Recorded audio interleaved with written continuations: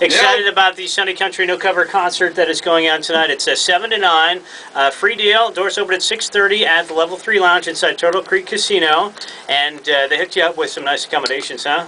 Oh, yeah, it's nice. Right next to one of the slot machines? Nicer than what we're used to. Did they give you a sleeping bag by the slot machine or something? Is that what they did? So we have them in studio with us this hour to talk a little bit about the career, play a couple of tunes here in a second. You yourself are from Flint, is that correct, Whitey? That is correct. And tell us about Flint growing up. I mean, is it, were you dodging bullets for drive-bys? That's what we hear in the news, man. No, well, that's on the other side of town. Okay. Well, it's all the same side now, but when I was growing up, it was a whole other side of town. But you drive through there now, it all kind of looks the same. That was before the Roger and Me documentary, and when they still built cars there, huh? Yeah, right around the same time. So, I mean, were you always a country guy?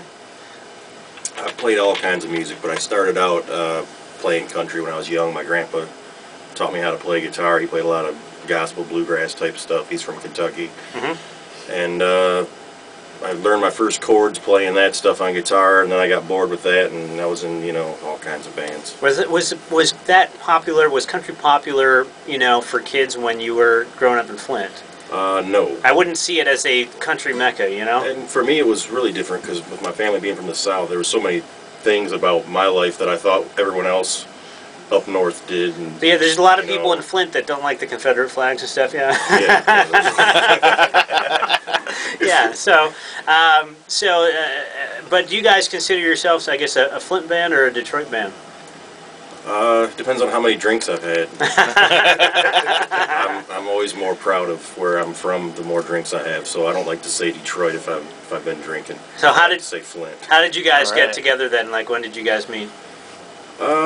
Me and Jeremy, the bass player, started up after I got sick of playing in a rock band, and he knew somebody that was playing in the band with me at the time, and we all just kind of wanted to do a country thing, and I had kind of been doing it on the side, not full time, so it just seemed like a good time.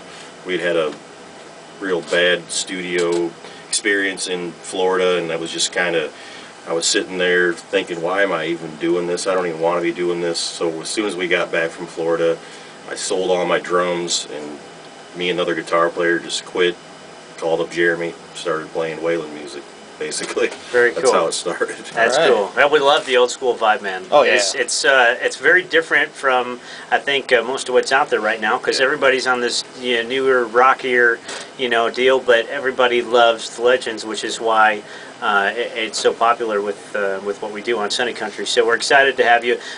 Who do you think are the people, those legends that influenced you the most?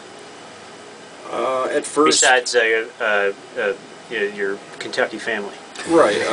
Well, definitely it'll always be my grandpa. I still try to kind of sound like him. He just had this really cool voice when he sang, and I still love it. But then I got into the Hank Sr. and the Merle Haggard, and then I started digging a little deeper. I dug past the Johnny Cash stuff that everybody loves, but there's a lot of stuff out there that people need to they need to dig in and find that stuff. With Johnny Paychecks lately has been a big influence. I didn't know how good that guy was. Everybody knows this couple hits he had, but man, he was recording a long time ago, and his songs were a lot better way back then. So do you strictly listen to old school country, or do you listen to some of the newer people right now?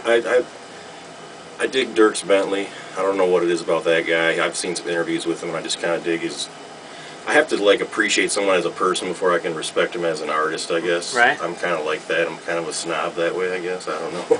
I kind of get the you'd be into like a Zach Brown band type of a jamming band. Yeah, and I'm same thing. I've seen interviews. I know where they came from. They've worked hard to get where they're at. So I can never, even if I don't particularly like a song or something, or I can respect what they've done. They've worked hard. They deserve what they've got. So. Right.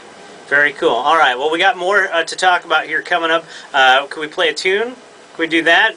Tonight, 7 to 9 show out at Level 3.